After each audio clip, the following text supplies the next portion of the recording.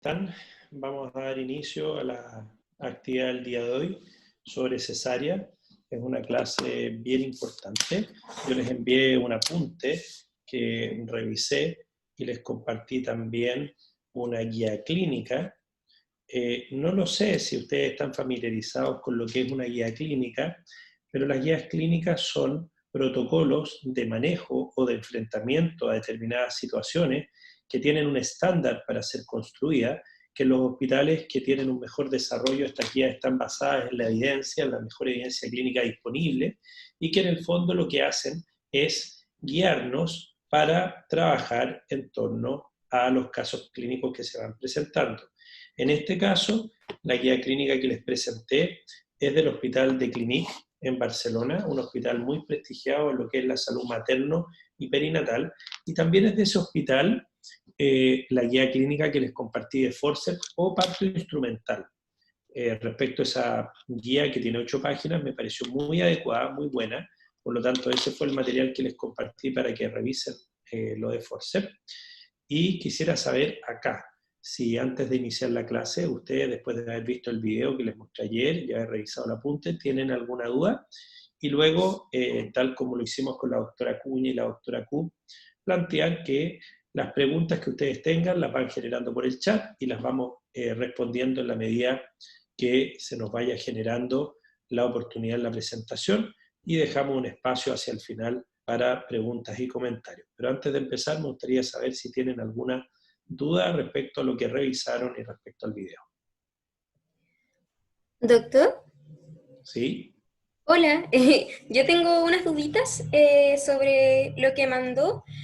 Más que nada eran algunas cosas que no calzaban entre la guía clínica y el apunte de cesárea que mandó.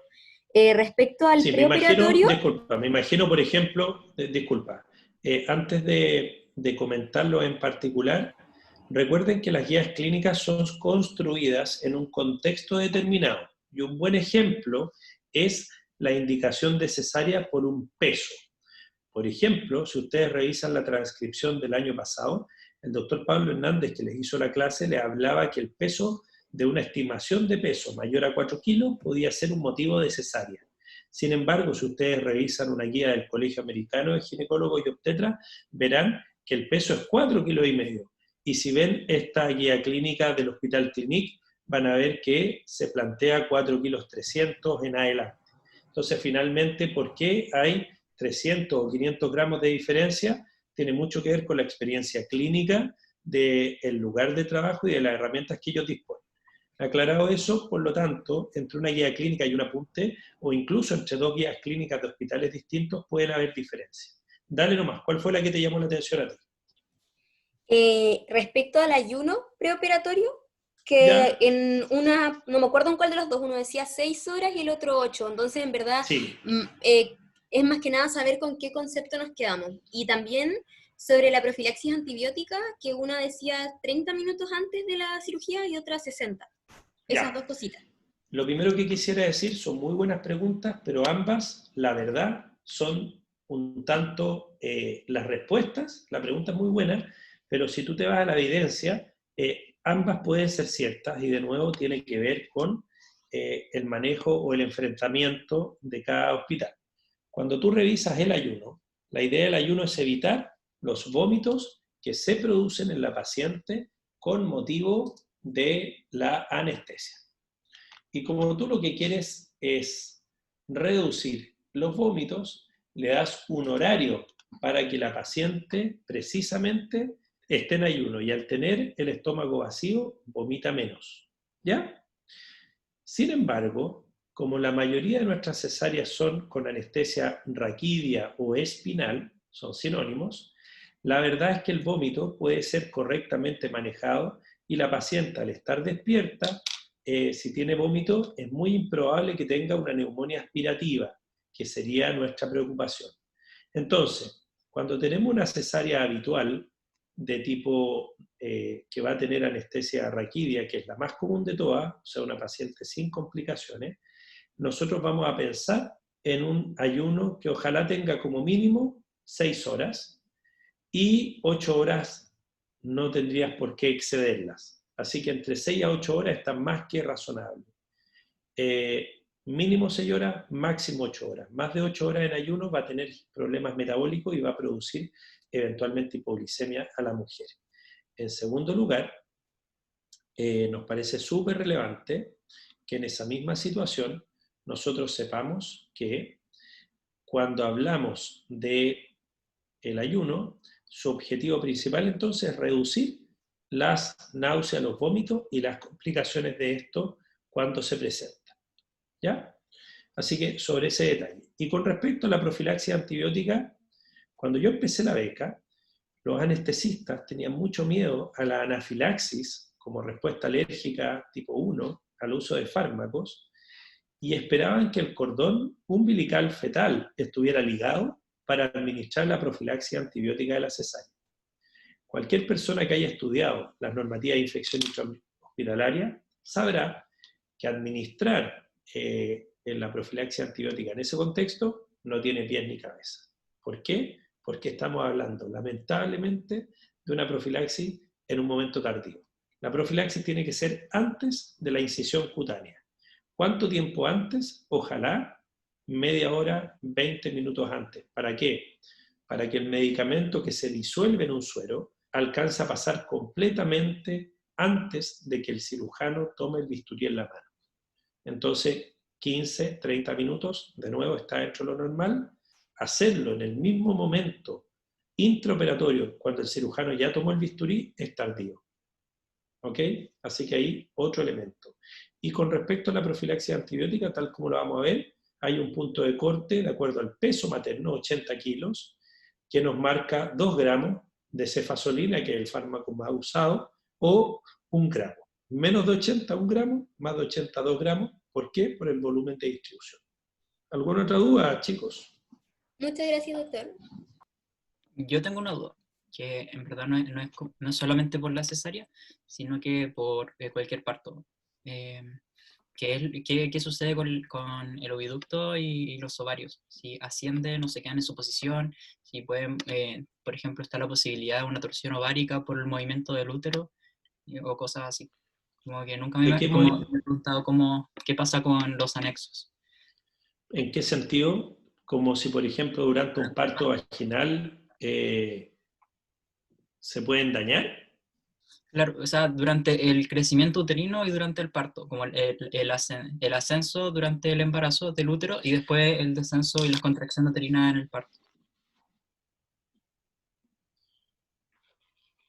Si el ovario es normal y la trompa es normal, me refiero a que no tienen anomalías, sería muy raro que puedan tener una complicación.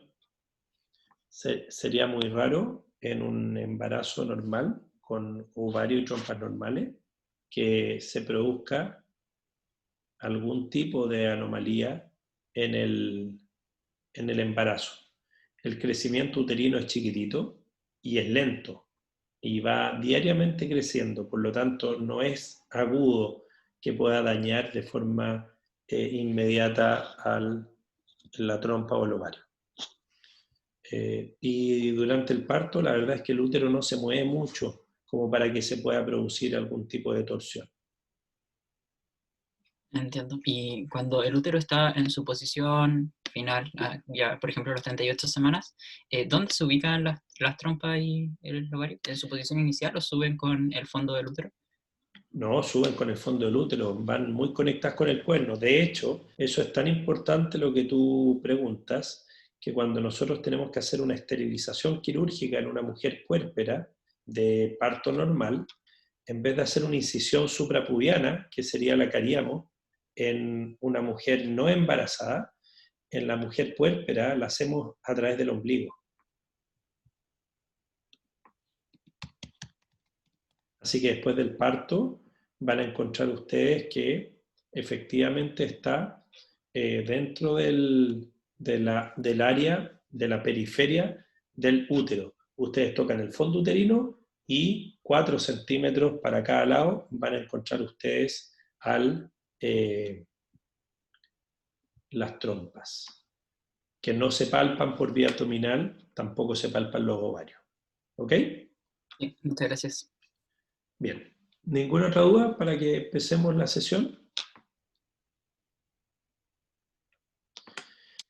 Bien, la cesárea es lejos la cirugía obstétrica más comúnmente realizada en el mundo y es una de las cirugías ginecológicas, o sea, de nuestra especialidad, que más se hacen en el mundo. La evolución de esta cirugía ha sido bastante dramática, pasando de ser una cirugía reservada para aquellas situaciones en las cuales la madre estaba fallecida, para extraer al producto de la gestación, a una cirugía segura que ha llegado a ser incluso más frecuentemente utilizada que el parto natural como una forma de nacimiento. Esto da lugar a muchas disquisiciones. La tasa de cesárea que se maneja en Chile es cercana al 50-60% y es una cifra demasiado elevada. Somos terceros o cuartos en el mundo en cuanto a tasa de cesárea y, como vamos a ver durante la presentación, las razones de aquello son múltiples, pero afectan, y eso es lo que uno quisiera plantear, la salud pública, porque la cesárea anterior es una de las razones más comunes de complicación materna en el siguiente embarazo. La cesárea es, vamos a cerrar el chat acá, es el acto quirúrgico, ahí ven ustedes una imagen que tiene dos elementos muy importantes. Vamos a ver por ahí, a ver si está atenta la Kimberly.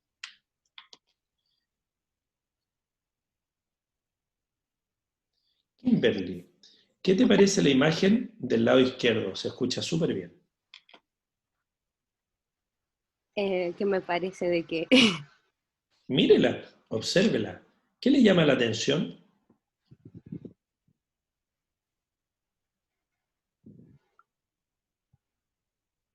es una cesárea? Ya, perfecto. Ve ahí la sangre, el abdomen, el campo operatorio. Perfecto. ¿Qué le llama la atención? ¿Que la mamá lo sostiene? La mamá lo está sacando la guatita. ¿Sí o no? Sí. Bien. Entonces eso es un tipo de cesárea. Nosotros le llamamos cesárea humanizada o cesárea centrada en la madre, donde la madre es protagonista de su cesárea de tal manera de permitirle un apego inmediato, que luego la madre se trae a su bebé acá y lo deja piel con piel, o sea, la mamá va a tener, se va a mover esta ropita y ella va a tener a su bebé en esta zona. Y esta otra imagen es bien impactante, es para mostrar cómo queda el abdomen. Ahí está la cicatriz, pero ahí se está pegando ella cómo estaba en el postoperatorio.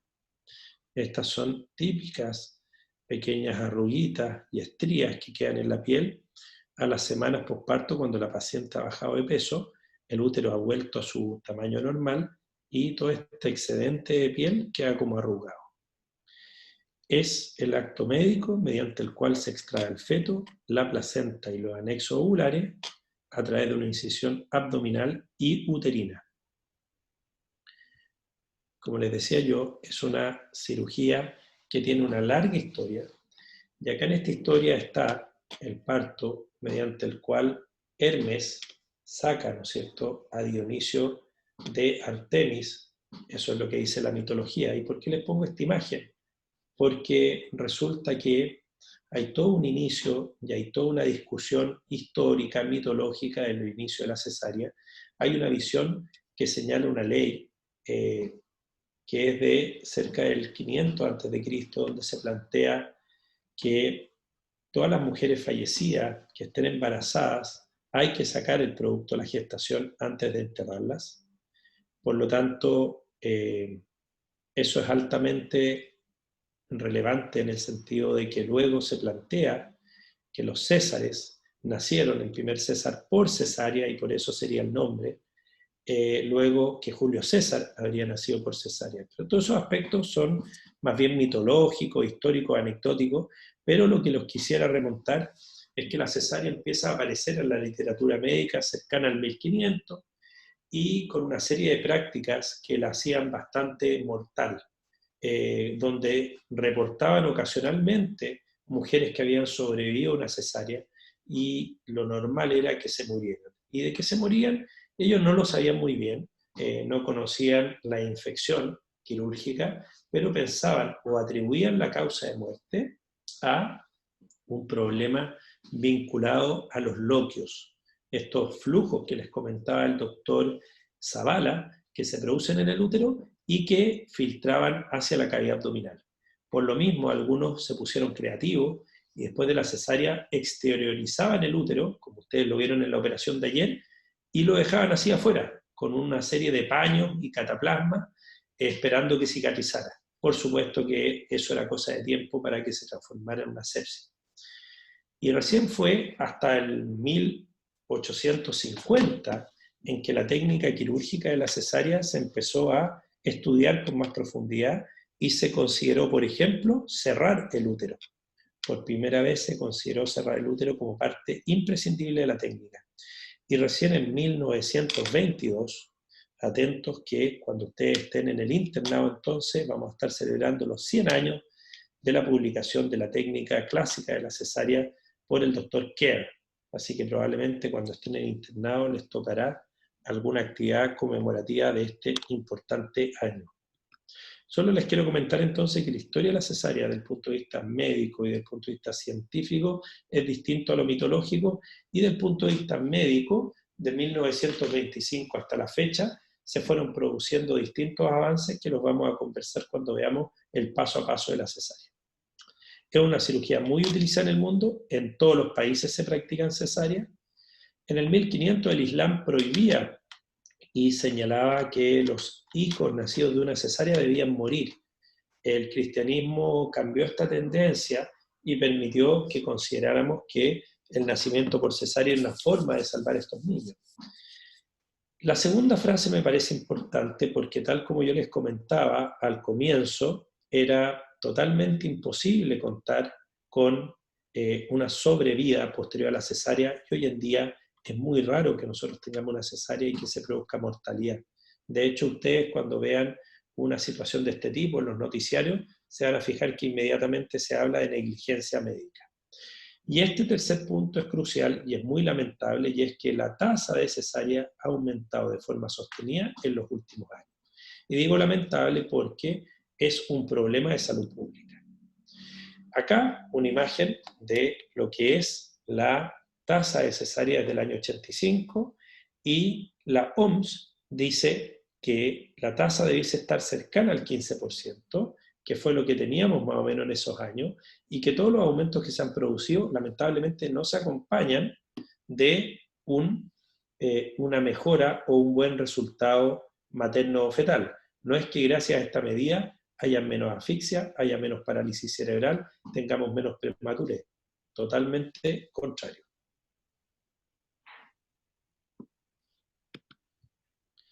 ¿Por qué ha aumentado la tasa cesárea? Lo primero que quiero que se queden en mente es multifactorial. O sea, muchas causas. Dentro de ellas, la judicialización de la medicina y el temor a un resultado adverso es una de las causas más relevantes.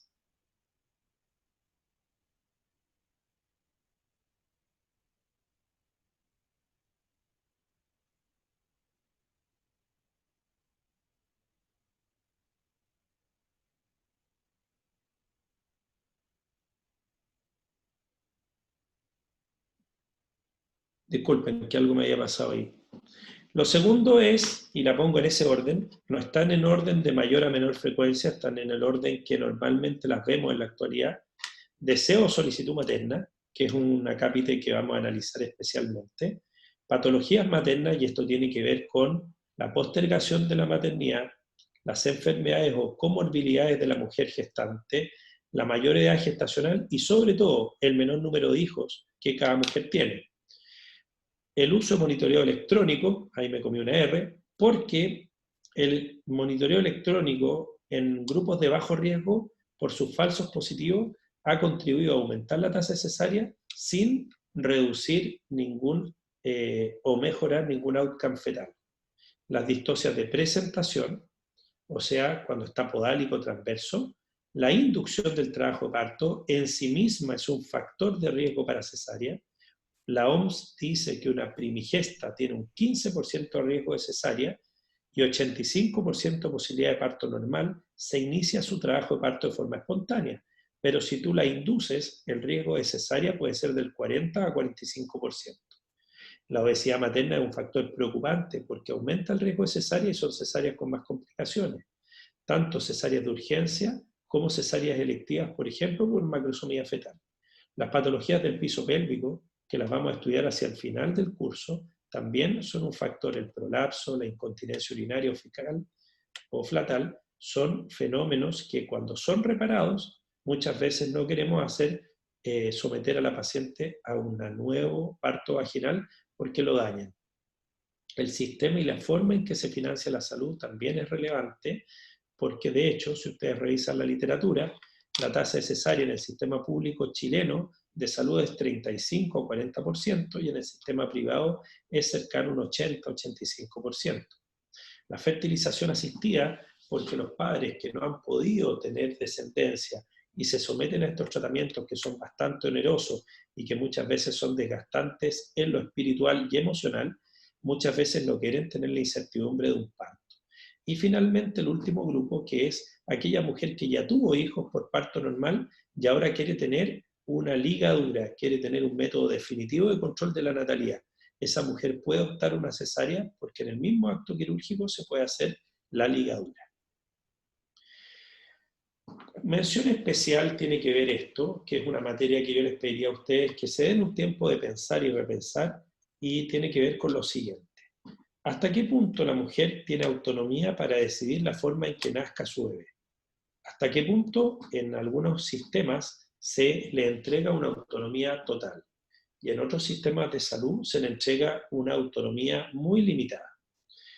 Pero autonomía para decidir, si tú no estás informado y preparado, no tiene mucho sentido. Y por lo tanto, hay mucha bibliografía que respalda que cuando las mujeres son educadas en torno a un sistema de parto, a una preparación de parto, y además cuentan con autonomía, la mayoría de las mujeres solicitan un parto más que una cesárea.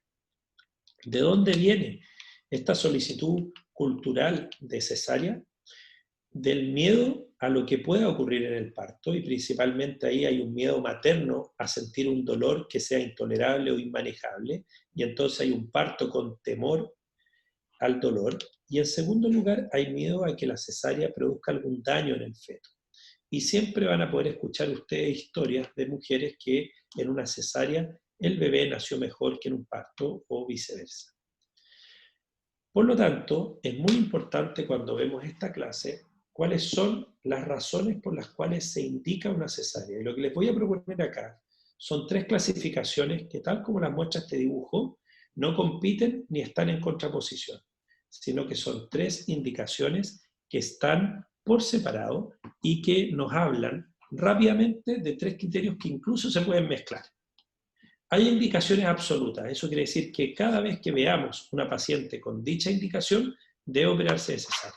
Y otras que son relativas, eso quiere decir que, tal como su compañera lo adelantaba, en algunos lugares podrán indicarle cesárea y en otros podrán indicarle parto normal.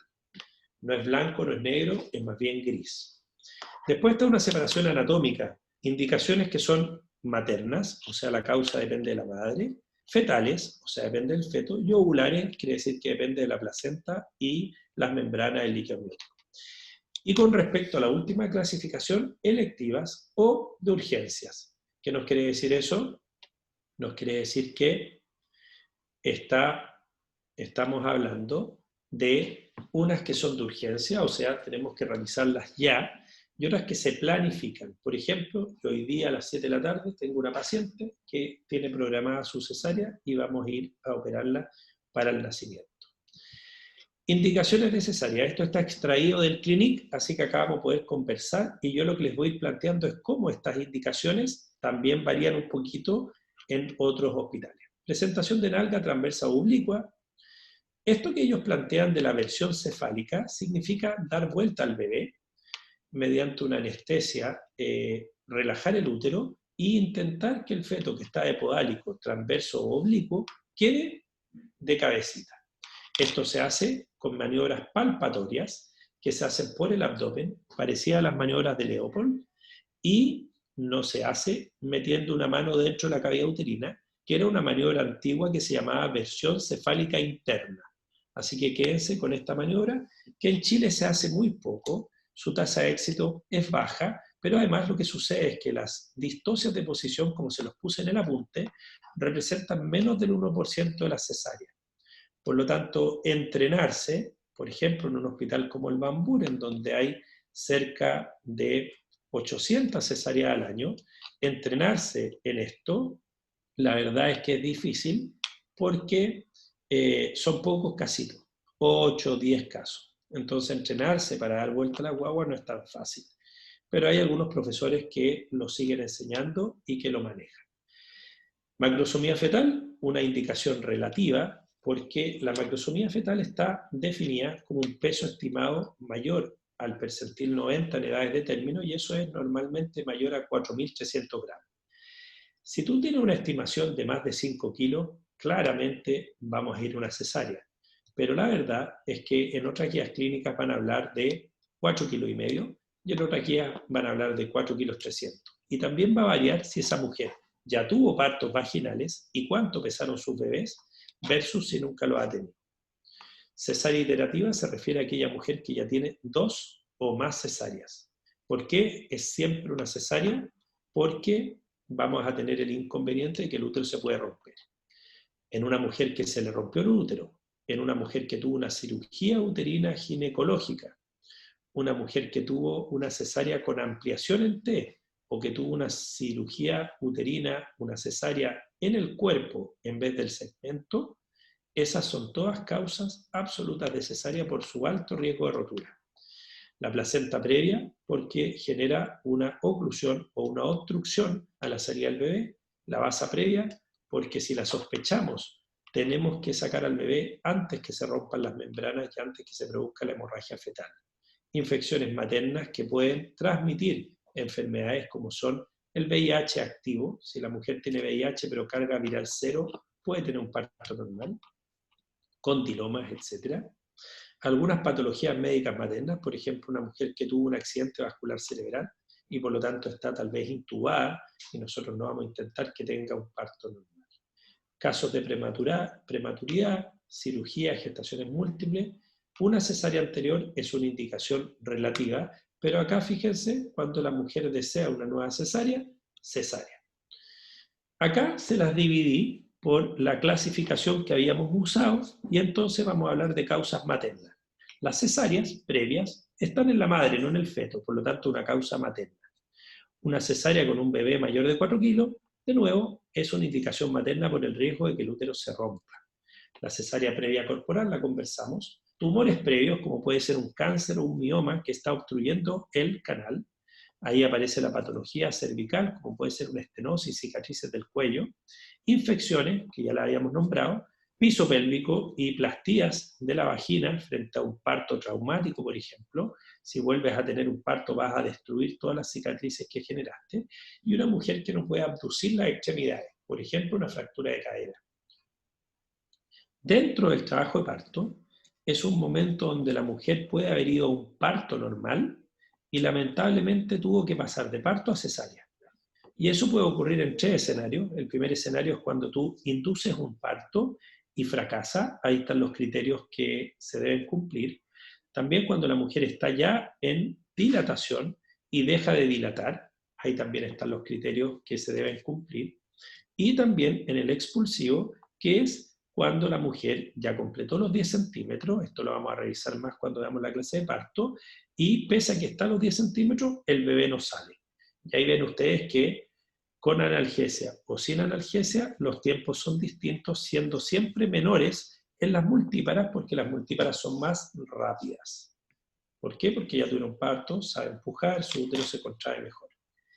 Las indicaciones ovulares, para seguir con esta clasificación materna, ovular y fetal, son el desprendimiento de placenta, una urgencia extrema, una placenta previa, una infección ovular y el prolapso de cordón. Cada una de estas condiciones está explicada en el apunte, pero en resumen, desprendimiento prematuro de placenta no inserta significa que la placenta se desprende estando el feto todavía dentro del útero. Y si eso ocurre, tienes 5 a 6 minutos para sacar al bebé. En la plataforma les dejé un video de una extrema urgencia donde en menos de 2 minutos sacan al bebé. Si tú lo sacas antes de 5 minutos, el bebé va a sobrevivir y no va a tener secuelas. Placenta previa, aquella que antecede al feto. Infección ovular, una indicación relativa. Prolapso del cordón, también es una indicación en relativa porque en ocasiones tú puedes hacer una maniobra con un tacto vaginal y conseguir que el cordón se devuelva a la cavidad uterina y que la cabeza se meta en la vagina. Y las indicaciones fetales, para terminar con esta idea, cuando está en una presentación anómala, o sea, podálico, por ejemplo, y no pudiste hacer la versión externa. Cuando es macrosómico, o sea, cuando es más grande de 4,5 kilos.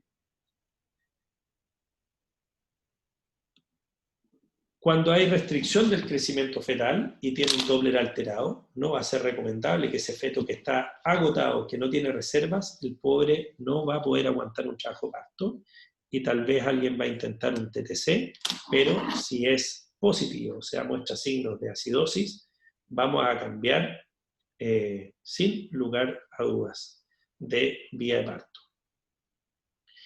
El sufrimiento fetal, que es un diagnóstico habitualmente dentro del trabajo parto, el embarazo múltiple, sobre todo cuando son 3 o 4 bebés y sobre todo cuando son 2, pero son monocoriales biamnióticos o monocorial monoamniótico. En otra palabra, el único embarazo gemelar que puede ir a un parto normal es el gemelar bicorial biamniótico. El sufrimiento fetal agudo y las malformaciones fetales son las últimas dos causas. No todas las malformaciones fetales van a una cesárea, pero hay algunas que si pasan por el canal de parto se pueden dañar. Por ejemplo, una gastrosquisis, cesárea que les puse también el día de ayer en la plataforma. Es un bebé que nace con el estómago que protruye por el cordón umbilical. También las malformaciones del sistema nervioso central, como un mielomeningocele, pues si pasa por el canal de parto podría romperse y eso aumenta la tasa de infección. Y dentro de las cesáreas de urgencia que les nombraba yo, estamos en trabajo de parto y tenemos que ir a una urgencia, tenemos esta. Sospecha de riesgo de pérdida de bienestar fetal o en inglés estado fetal no tranquilizador, también llamado sufrimiento fetal agudo. Y esto puede tener varias causas y ahí les muestro un monitoreo fetal que nos está mostrando desaceleraciones precoces, la mayoría de ellas, y por lo tanto no es un criterio de sufrimiento fetal, pero puede ser de sospecha. Sospecha de desprendimiento prematuro de placenta no es muy cierta. Es tan grave cuando se desprende la placenta que es de aquellas condiciones que si tú las sospechas, tienes que resolver el parto de forma inmediata. No podemos esperar a confirmar el diagnóstico. Si tú crees que se está desprendiendo la placenta, ese bebé hay que sacarlo ya. Prolapso de cordón, lo conversábamos recién, sospecha de rotura uterina, inestabilidad hemodinámica materna. Si la madre está en una condición de inestabilidad hemodinámica y no la podemos compensar, si está con un COVID y está en una insuficiencia respiratoria grave y no la podemos compensar, probablemente lo más razonable va a ser sacar al bebé de forma inmediata. Por ahí alguien preguntaba qué pasa con la pelvis. Cuando dicen la pelvis estrecha, ese es un diagnóstico más bien antiguo, poco utilizado en la actualidad, pues salvo malformaciones graves de la pelvis que dan lugar a una displasia de cadera con una mujer que tiene una pelvis asimétrica, que entra a la consulta cojeando, o salvo una mujer que tuvo una fractura de pelvis que tuvo que ser operada, es muy raro que la mujer, en Chile actualmente no hay raquitismo prácticamente, y por lo tanto sería muy raro que la mujer tenga una pelvis anómala. Los diagnósticos de desproporción cefalopélvica van a ser durante el trabajo de parto. O sea, la mujer empezó el trabajo de parto y la dilatación dejó de avanzar o la cabeza no pudo salir y ahí decimos que tiene una desproporción entre la cabeza y la pelvis. Con respecto a la indicación por inestabilidad hemodinámica, ¿en qué edad gestacional? La verdad es que si la mujer está inestable hemodinámicamente, a partir de la edad de viabilidad, o sea, por lo menos las 24 semanas en adelante. Pero si la mujer está en paro cardíaco, el remover el producto de la gestación también puede permitir que tú tengas una mejor respuesta a las maniobras. Las etapas de la cesárea son varias, ahí están nominadas. Dentro de esas tenemos nosotros que informar al paciente. La paciente firma un documento que se llama consentimiento informado, donde nosotros le explicamos de qué se trata la cesárea, por qué se va a hacer, cuáles son sus riesgos, cuáles son sus etapas de recuperación. El ayuno, ya lo conversamos, de 6 a 8 horas. Vía venosa periférica para administrarle volumen, suero, principalmente suero fisiológico. Recorte y no rasurado ni afeitado de vello de la zona quirúrgica, ya no se hace rasura, porque eso aumenta el riesgo de infección. Se aporta volumen habitualmente unos 15 a 20 minutos antes de la cesárea y se aportan entre 500 a 1000 ml de suero para prevenir la hipotensión. Se hace aseo del área quirúrgica habitualmente con clorhexidina o povidona. Se hace profilaxia antibiótica con 1 a 2 gramos, dependiendo del peso de la mujer, con cefazolina, por lo menos esa son las guías chilenas, ojalá 15 a 30 minutos antes de que la paciente se inicie la cirugía. Se coordina con neonatología para que puedan recibir al bebé. El anestesista hace una evaluación previa, identifica factores de riesgo y realiza su anestesia. Una vez colocada la anestesia, la paciente pierde la sensibilidad principalmente desde las mamas, desde los pezones hacia abajo, y por lo tanto ustedes colocan una sonda vesical sin mayores dificultades. En el apunte está explicado por qué colocamos una sonda, pero de forma resumida es para vaciar la vejiga y disminuir el riesgo de daño a la vejiga al hacer la laparotomía. Normalmente esta cirugía se hace con 2 cirujanos, pero en nuestros hospitales docentes habitualmente hay 3, porque uno de ellos es un becado o un interno. Se hace la pausa segura, donde le preguntamos al cirujano el nombre de la paciente, la cirugía que va a realizar, la razón por la que la hace, y le preguntamos algunas cosas específicas para reducir el riesgo. Y después se desarrolla la cirugía, y al terminar la cirugía, antes de que cierre la cavidad abdominal, se hace una pausa segura, donde se verifica que los instrumentos, compresas y gasas estén correctamente contados para que no se produzca que un cuerpo extraño, una compresa, una gasa, una pinza, etcétera, se puedan quedar en el abdomen. Y luego se hace una curación, se realiza un aseo de la zona quirúrgica y a la paciente se lleva a la sala de recuperación para monitorizarla, identificando precozmente cualquier sospecha de complicación, y luego se va a la sala donde rápidamente pasa a amamantar y a estar con su bebé. Estas son las etapas de la cesárea. Me parece que es mucho más sensato que ustedes las lean a que yo se las lea en voz alta. Cosas importantes: 2 traveses de dedo sobre el pubis. Ese es el sitio anatómico donde nos podríamos encontrar con la vejiga si es que nosotros no la hemos vaciado, por eso la vaciamos siempre. Es importante cuando colocan la sonda verificar que salga orina al recolector para estar seguros que realmente estás en vejiga, a veces queda mal puesta. Y después está cada una de las instrucciones de la etapa que las sacamos de la guía clínica de este hospital de Barcelona, el Clínic. ¿Por qué elegimos la incisión transversa suprapubiana? Porque sangra menos. Es un poco más lenta que la media, sí, es verdad, pero hay que reconocer en el video que ustedes vieron que estando bien entrenados, los equipos pueden sacar en menos de 1 minuto al bebé desde que parten con el bisturí. Están todos los pasos para abrir la pared: celular subcutáneo, aponeurosis, músculos rectos, se abre el peritoneo, se rechaza la vejiga principalmente a través de una plica vesical. Eso significa que tomamos en el segmento uterino el peritoneo visceral, lo abrimos transversalmente y lo descendemos. ¿Para qué? Para permitir que la vejiga quede alejada de nuestra cirugía. La sonda vesical se coloca siempre. La incisión del útero, la histerotomía, así la llamamos, se hace en el segmento inferior y tiene una forma de arco, muy similar a lo que vieron en el video. Y importante, que cuando hay una cirugía anterior, una cesárea o cirugías previas, pueden haber adherencias que hagan que sea más lenta esta etapa de la cirugía y que ustedes tengan con mucho cuidado que descender la vejiga para no dañarla. Cuando ya abriste el útero, abres el amnios, sale el líquido amniótico, lo aspiras y posterior a eso extraes el feto, que habitualmente está encefálica.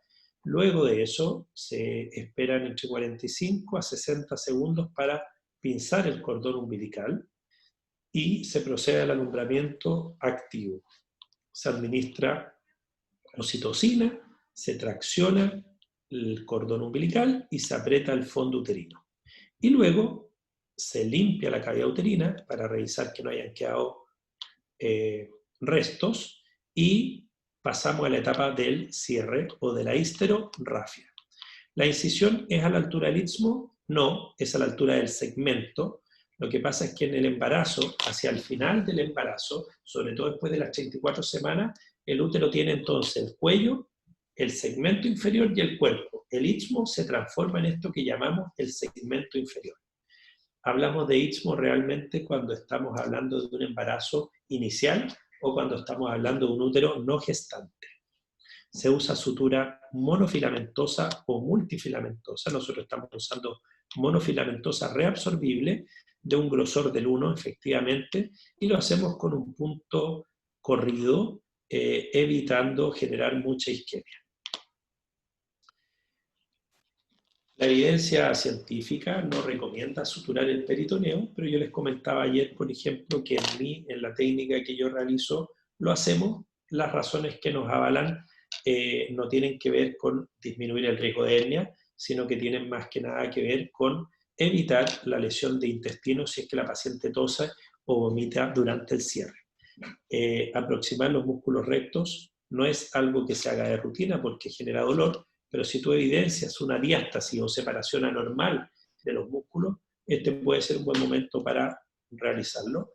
Y el cierre de la fascia o aponeurosis es obligatoria. Luego aproximamos el tejido subcutáneo, sobre todo cuando hay más de 2 centímetros de grosor, o sea, la mayoría de nuestras pacientes, y se utilizan suturas reabsorbibles para que no se formen seromas o hematomas. No se dejan drenajes y finalmente la piel la cerramos con sutura intradérmica que tiene el mejor resultado estético y la menor tasa de complicaciones. Otra alternativa son los corchetes. Acá, la profilaxis de la inercia uterina que se hace durante la cesárea, después del nacimiento del bebé, y nosotros vamos a hacer este alumbramiento dirigido. Y vamos a administrar, como les decía yo, oxitocina endovenosa en un bolo, y luego vamos a dejar una infusión continua. ¿Qué pacientes tienen alto riesgo de tener atonía o metrorragia posparto? Placenta previa, embarazos múltiples por sobredistensión uterina, las mujeres que ya tuvieron una hemorragia posparto, las mujeres que tienen menos de 100.000 plaquetas, las mujeres que tienen una preeclampsia grave porque hay una disfunción de la plaqueta y la coagulación, y aquellos que sangran de forma activa en el intraparto. ¿Y quiénes tienen un riesgo intermedio? Las grandes multíparas, las mujeres mayores de 40 años, quienes tienen múltiples miomas, quienes tienen un hematocrito menor al 30%, los bebés mayores de 4 kilos o el líquido amniótico aumentado, polihidroamnio, ambas condiciones tienen mayor riesgo. La infección y cuando has estado en un expulsivo que se prolongó más de 3 horas y no se produjo el nacimiento. ¿Ok? Por ahí Javier levantó la mano. Javier, cuéntanos. Doctor, quería preguntar si en estos casos de las pacientes que tienen como riesgo mayor, por ejemplo, las con plaquetopenia, ¿se toma alguna medida preventiva para evitar o disminuir la cuantía de la hemorragia? Claramente. Y para eso vamos a hacer una cesárea donde el abordaje, yo les comentaba cuando vimos el video ayer, en vez de hacerlo con el bisturí frío, en todos los planos, hasta llegar a la aponeurosis, lo vamos a hacer con un bisturí eléctrico y vamos a tratar de hacer hemostasia de cada uno de los vasos para que sangre menos. Y cuando lleguemos al segmento uterino para hacer la histerotomía, vamos a tratar de esquivar algunos várices que normalmente hay hacia la cara anterior y lateral del útero para evitar ese sangrado exagerado. Y una vez que sacamos el feto, vamos a hacer un alumbramiento activo y el anestesista va a administrar como mínimo oxitocina. En ocasiones hacemos una combinación. Así que ese sería el enfrentamiento, sobre todo cuando ya tuvo episodios similares antes. Acuérdense, y lo vamos a ver más adelante, si nosotros queremos evitar la metrorragia posparto, se pueden usar más de una estrategia farmacológica. La oxitocina es la primera, pero se puede usar también, como yo les puse en el apunte, metilergonovina y también derivados de las prostaglandinas como son el misoprostol. Acá están las complicaciones que seguí un orden bastante lógico de aparición. La primera complicación tiene que ver con el anestesista y es la hipotensión materna. Y en esta guía clínica de este hospital de Barcelona plantean poner una posición de cúbito lateral izquierdo de la madre, poner esta inclinación lateral para evitar que el útero comprima la vena cava y de esa manera evitar la hipotensión. La sobrecarga de volumen o el fluid loading se hace una previa carga, ahí ellos dicen coloide. Nosotros en realidad hacemos soluciones fisiológicas que no tengan azúcar para evitar una hipoglicemia en el feto reactiva. Y se puede usar efectivamente distintas drogas vasoactivas o vasopresores para evitar esto, como sería la efedrina o la fenilefrina. Distintas dosis que no es relevante que conozcan. Sí es importante que sepan que la hipotensión es la primera complicación de la cesárea y si no le ponemos atención puede comprometer la circulación útero-placentaria y por lo tanto producir asfixia fetal. Así que esto es algo serio que hay que evitarla. Cargando de volumen a la paciente, ustedes entenderán que en una cesárea de extrema urgencia no vamos a alcanzar a hacerlo y por lo tanto también se puede prevenir con vasopresores o ustedes lateralizando a la paciente. Pero operar con una paciente de lado es incómodo, es difícil, se pueden cometer errores. Rotura uterina, esto más bien que ser una complicación de la cesárea suele ser una causa de cesárea compleja.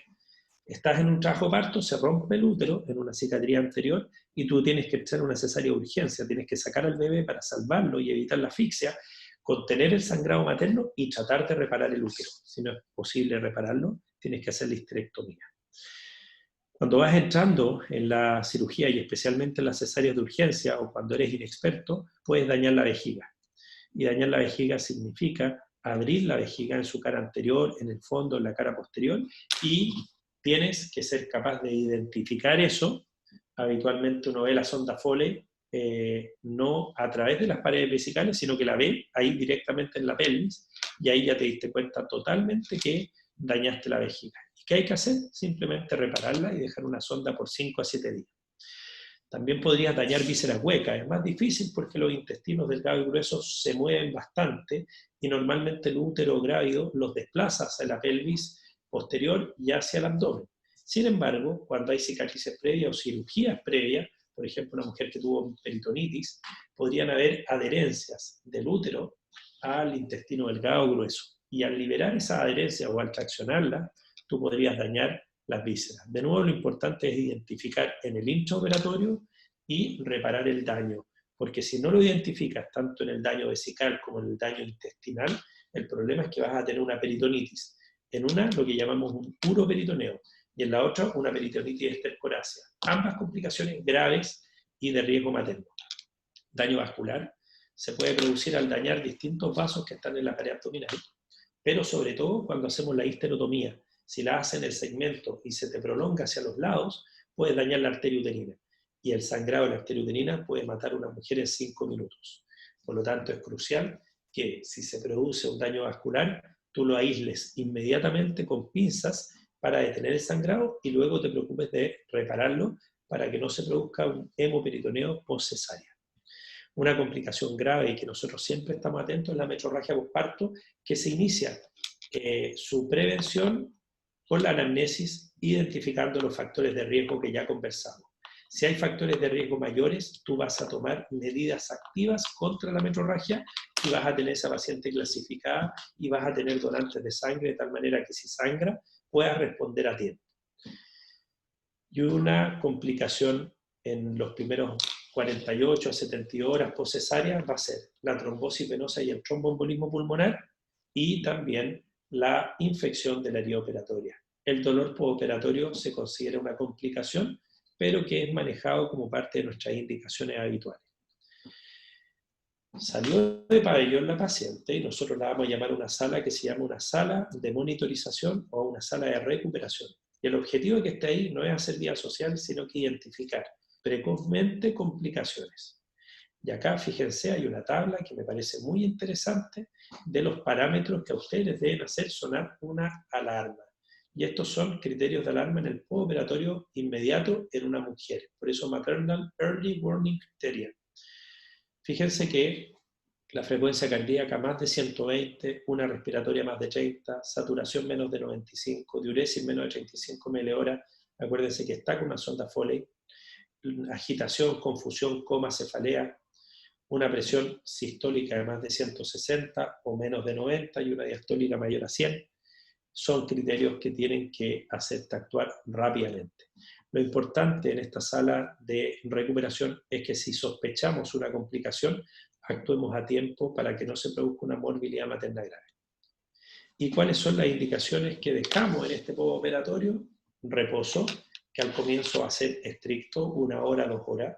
Cuando la paciente deja de tener adormecida, ¿no es cierto?, anestesiada sus extremidades inferiores, le vamos a realizar una movilización asistida y luego se va a poder levantar. Primero se semisientan y luego pueden deambular con ayuda.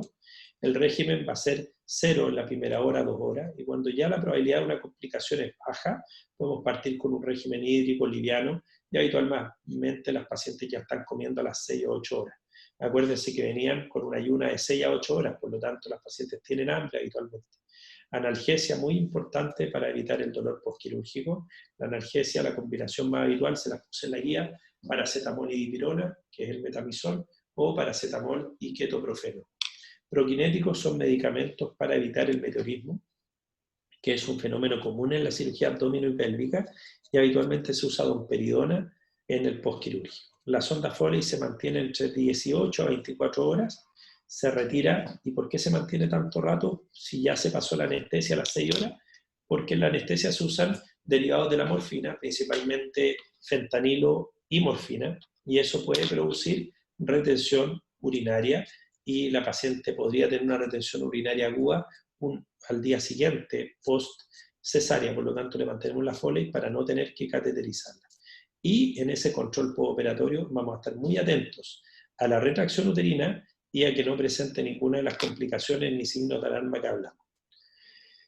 ¿Cuáles son las complicaciones posteriores al alta? Habitualmente infecciones puerperales, son muy raras, 1%, y dentro de ellas endometritis y la infección de la herida operatoria. Ambas pueden ocurrir hasta 30 días después de la intervención quirúrgica. ¿Cuándo van a ser más comunes la endometritis y la infección? En todo el listado de condiciones que están acá. Cuando la paciente tuvo un parto prolongado, cuando tuvo una rotura prematura de membranas más de 24 horas, cuando le hicieron más de 7 tactos vaginales durante el trabajo parto, cuando le hicieron varios cateterismos vesicales, cuando la profilaxis no se puso en el momento adecuado, cuando hubo un quiebre en la técnica quirúrgica. ¿Y qué significa eso? Que, por ejemplo, al cirujano se le rompió el guante, por ejemplo, que la mamá, al tratar de abrazar a su bebé, tocó el campo operatorio. Las mujeres que tienen anemia, obesidad materna y diabetes materna también tienen factores de riesgo para infección. Y la infección urinaria también puede ocurrir entre el 2 a 4% de las veces, y tiene que ver con algunos casos que el procedimiento para colocación de la sonda Foley no fue adecuado, y en algunos casos porque el uso de la sonda se extendió más allá de lo normal. Cada vez que ustedes colocan una sonda, sea del tipo que sea, hay un riesgo de infección.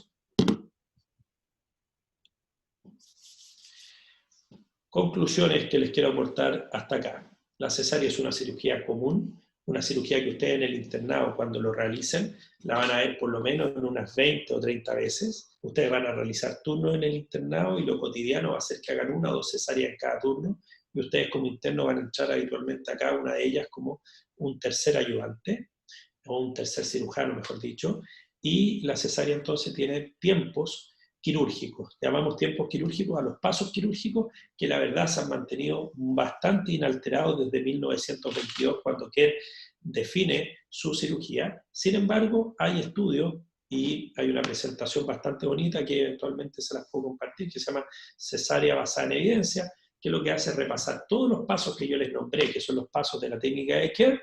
Ahora, cada uno de ellos, cuál es el respaldo que tienen en la evidencia científica para justificar o no justificar su uso. Sin embargo, ustedes verán variaciones individuales a la técnica que no cambian en lo absoluto el sentido o la esencia de la cesárea, pero que son pasos que cada uno de los colegas le ha ido poniendo, y lo importante es que el colega maneje a la perfección la técnica que él realiza, de tal manera que los errores sean infrecuentes. La tasa de cesárea ha ido en aumento. partiendo en un punto donde era absolutamente infrecuente y reservada para casos donde la madre fallecía, o por las altas complicaciones que tenía y se realizaba sin anestesia. Y en los últimos 30 años hemos asistido a un aumento de la tasa cesárea a niveles nunca antes vistos y que es un problema de salud pública porque la cesárea anterior es el principal factor de riesgo para morbilidad materna grave hoy en día en los distintos países desarrollados. Nosotros estamos yendo en esa dirección, por lo menos en términos de salud de la madre y en salud reproductiva. La cesárea, al ser una forma de nacimiento tan cotidiana, ha tenido que avanzar hacia una humanización, hacia una cesárea mucho más centrada en la paciente que en el equipo quirúrgico, dejando y requiriendo que nosotros como médicos, por ejemplo, nos centremos en el nacimiento de nuestra paciente y no estemos hablando de cualquier cosa cotidiana mientras sacamos como si fuera una rutina a este bebé. La cesárea es una forma de nacimiento común y es un momento irreemplazable para aquella familia que tiene que vivirla. Y nuestro deber como médicos es fomentar el apego y la participación de la madre en esto. En ese sentido, junto con el doctor Escarela, y bueno, si no hubiese sido por el COVID, a estas alturas ya habríamos llevado a cabo un workshop que estábamos organizando de cesárea central en la paciente, cuyo objetivo era identificar y socializar en los especialistas de esta región las distintas técnicas de abordaje que existen para que la madre sea más partícipe en la cesárea. Nosotros actualmente hacemos una cesárea donde la madre ve cómo sale su bebé, recibe a su bebé, no de la manera que vieron ustedes en la imagen, sino que lo recibe en un contacto piel a piel, directamente en el abdomen y la mama, y nosotros luego ponemos unos paños para seguir operando y que la parte del alumbramiento y el cierre de la cirugía, la paciente no lo ve directamente, sino que está junto con su bebé haciendo apego, intentando darle pecho ahí en el pabellón junto a su acompañante o pareja. La tasa cesárea es preocupante y una forma de contenerla es siguiendo las estrategias que nos propone la clasificación de Robson. Un detalle que les dejé ahí en el apunte como una materia a considerar, pero no una materia que les vayamos a preguntar. En el internado discutiremos mucho más acabadamente lo que es la cesárea y cómo se lleva a cabo. Eso es lo que les quería compartir, muchachos. Dejemos un espacio para las preguntas que puedan tener en este momento. Javier.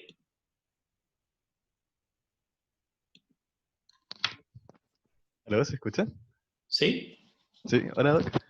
Tenía una pregunta sobre el alumbramiento en la cesárea, porque me quedé con la duda, porque ahí en la presentación salía que el alumbramiento manual como que traía ciertas complicaciones.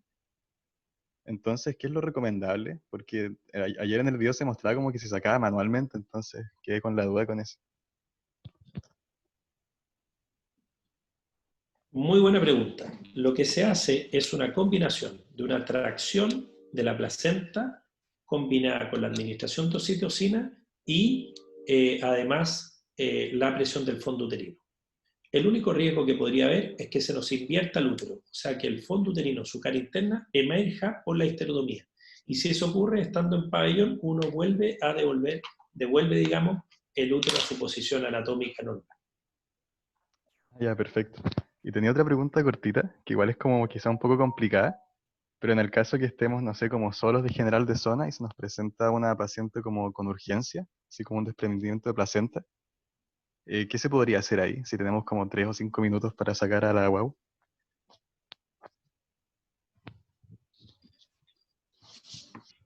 Yo les comentaba ayer que la institución de los generales de zona celebra 65 años.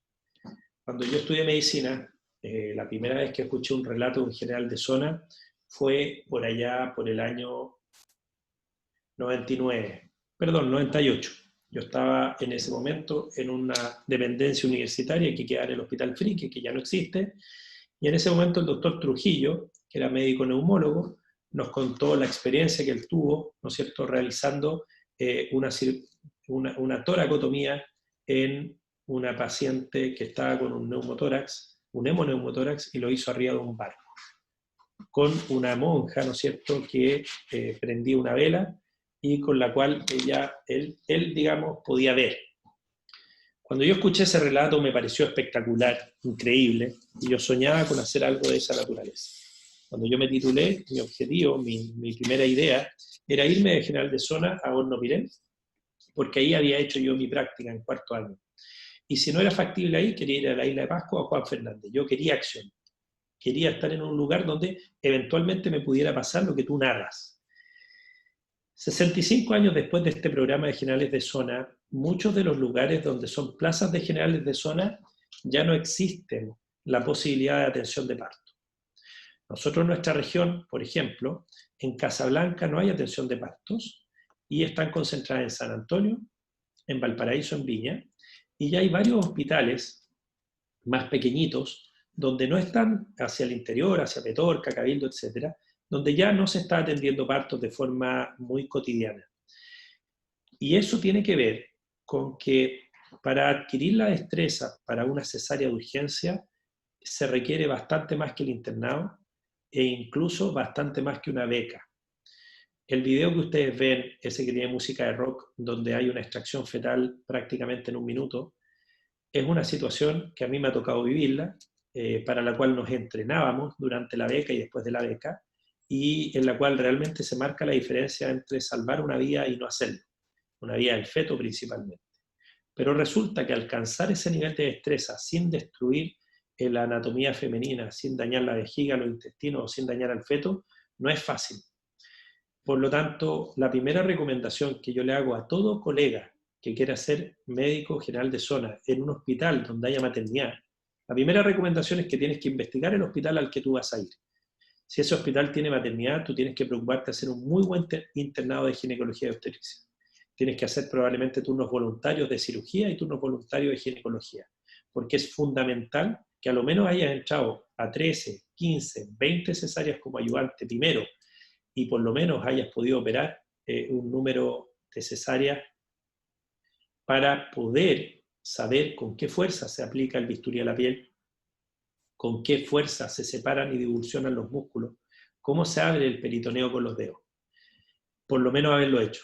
Si no lo hiciste nunca, probablemente es una tormenta perfecta. Y en ese caso, lo único que yo les podría recomendar es que mientras se prepara para esta cesárea de urgencia, tú vuelvas a ver ese video, que lo puedes guardar ahí en tu celular. Yo tengo algunos videos de procedimientos que son infrecuentes y que los veo y los consulto cada vez que sospecho que puede haber una situación de este tipo. Esa sería mi recomendación. Muchas gracias.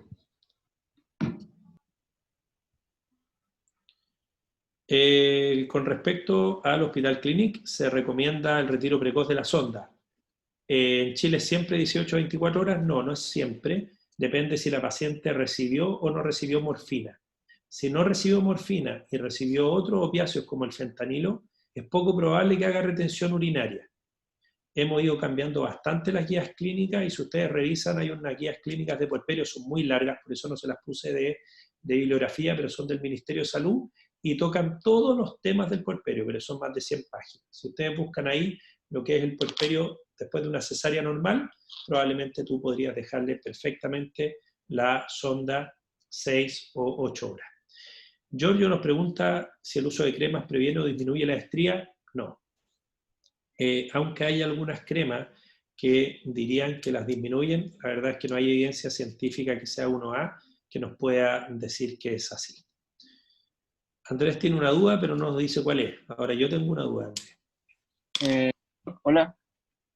Quería consultarle respecto a, o sea, entiendo que en la clase de trabajo de parto deberíamos ver el procedimiento de la episiotomía, porque me gustaría como consultar respecto a eso, pero lo dejo para cuando tengamos esa clase.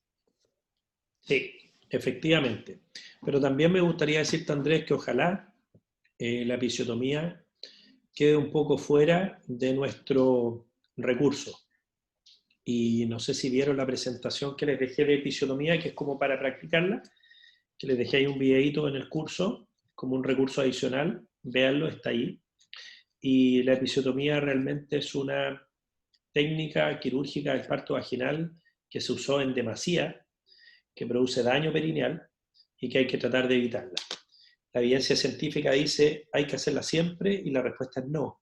Cuando yo era interno, todos los partos se les hacía episiotomía. ¿Hay que hacerla nunca? La respuesta es no. Cuando yo era becado, estaban en la tendencia en mi hospital de no hacer nunca la episiotomía. Los dos extremos son malos, pero la episiotomía no debiera estar presente en más del 10% de los partos. Gracias. ¿Es frecuente la formación de hernias abdominales en la cesárea? La respuesta es no, porque la cesárea, al ser suprapubiana, tiene poca tensión en ese punto y muy buena resistencia a la aponeurosis. Pero si una mujer ha tenido 3, 4 cesáreas previas, es obesa, mórbida, por ejemplo, puede tener más riesgo de cesárea.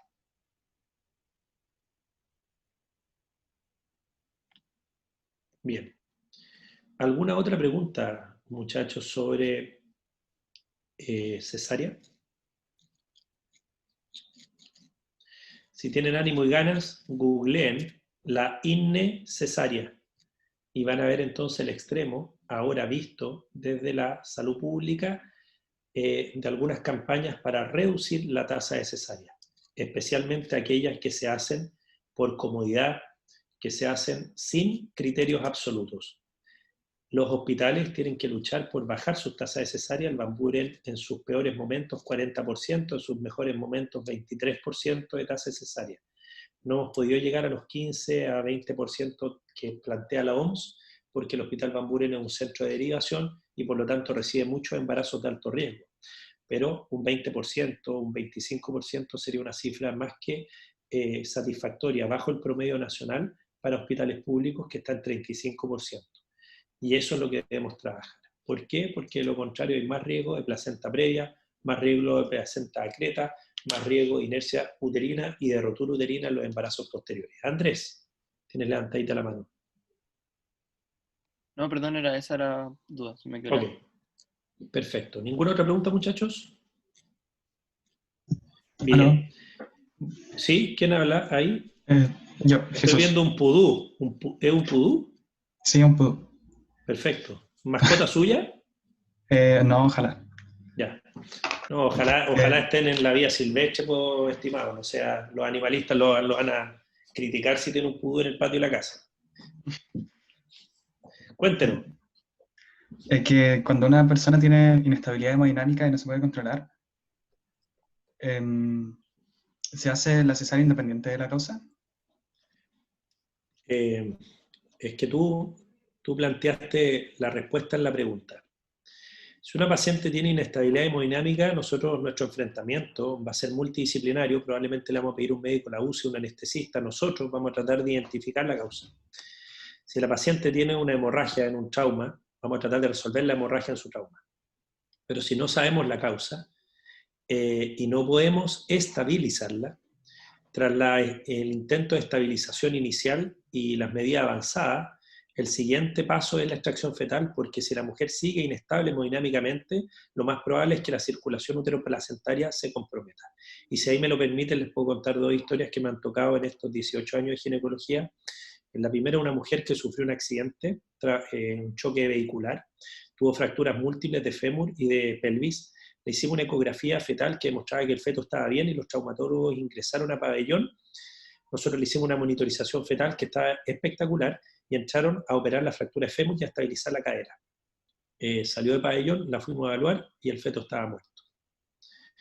Conclusión, el sangrado en la cirugía traumatológica tiene que haber sido lo suficientemente importante para que, sin haber llegado a inestabilizar tanto la madre, la circulación uteroplacentaria se afectara y lamentablemente se produjera el paro cardíaco fetal. Por lo tanto, acuérdate que son 500 a 600 ml minuto que la madre le está cediendo a la circulación uteroplacentaria y que eso se defiende al máximo en la naturaleza, pero frente a una situación de estrés agudo, frente al uso de algún tipo de fármaco, eso puede verse afectado. La segunda situación, una paciente que tuvo un accidente vascular hemorrágico cerebral, llegó al Hospital Van Buren, derivada de Quillota, la evaluamos, y la paciente entonces estaba con un feto vivo de 32 semanas, por el riesgo de prematurez y dado que los neurocirujanos nos dijeron que tenía una indicación quirúrgica, pero que era una cirugía de bajo riesgo, nosotros iniciamos la maduración pulmonar fetal para reducir los riesgos de la prematurez y se hizo la cirugía. Y esta vez, acordándonos del caso previo, y por eso la medicina se aprende mucho a partir de los errores y a partir de los malos resultados. Llevamos un colega que estaba con un aparato para ocultar los latidos cardiofetales. Como los neurocirujanos estaban operando en la cabeza y estaban descomprimiendo el cerebro, nosotros podíamos ocultar con tranquilidad los latidos cardiofetales. Los latidos cardiofetales estuvieron bastante normales hasta que los neurocirujanos abrieron la dura madre, se hace un hematoma y se produjo una tormenta, una descompensación hemodinámica severa, y empezaron a alterarse los latidos, subió el equipo, operó de urgencia y lamentablemente el feto falleció. Nació con Apgar 00, no tuvo latido cardíaco al nacer, no pudo ser reanimado. Y la madre también falleció. Casos graves, casos muy complejos, pero que van dejando entonces una respuesta a tu pregunta. Sin embargo, también tengo el caso de una paciente con una pielonefritis grave, una sepsis, que estaba intubada con una falla multisistémica y que tenía 28 semanas de embarazo. Los UCIstas nos presionaban para hacer la cesárea de tal manera de evitar la muerte fetal, y nosotros nos jugamos por tener una monitorización permanente fetal, y la verdad es que la madre evolucionó favorablemente y una vez dada de alta en la UCI tuvo su parto a las 38 semanas sin novedad. Por lo tanto, no siempre nos va mal, sino que mayoritariamente nos suele ir bien. Eso. Bien, muchachos, el material de forceps que yo se lo dejé como asincrónico, me interesa que lo empiecen a masticar después de haber visto el parto. Si no han visto parto y no hemos discutido lo de parto, no tiene sentido que se metan a forceps, no van a entender nada. Forceps es una herramienta que se utiliza en el contexto de un trabajo de parto que llega a la dilatación completa, o sea, completa la fase de dilatación, inicia la fase de expulsivo y durante la fase de expulsivo se presentan distocias. Y algunas de esas distocias son manejadas con forceps. Así que eso se los voy a subir, pero no gasten tiempo este fin de semana en ver la presentación de forceps, vuelvan a ver la clase de parto del profesor mexicano que les subí, vean los videos de parto que les subí del Hospital Van Buren, lean el apunte de parto que les dejé. ¿Ok? Bien. Eso sería, muchachos. Nos vemos el lunes para la clase de síndrome hipertensivo del embarazo con el doctor Rodríguez. Yo los voy a estar acompañando ahí. Muchas gracias. Buen fin de semana para ustedes. Chao. Muchas gracias, chao. ¿El calendario de la próxima semana lo van a enviar hoy día? O entiendo que Nicole les iba a mandar el calendario las próximas 3 semanas, hasta el break. Así que, Nicole, ahí está atenta la Nicole, ya veo que activó su micrófono. En 20 minutos más lo envío, porque estoy enviando el expediente de la becada, termino eso y envío lo de los chicos. Perfecto. Sí, no creo que los muchachos lo vayan a revisar en los próximos 20 minutos. Exacto. Eso, ya, que estén muy bien. Doctor, ¿Sí? ¿la clase de parto con el doctor Sotomayor entonces se canceló o se va a reagendar?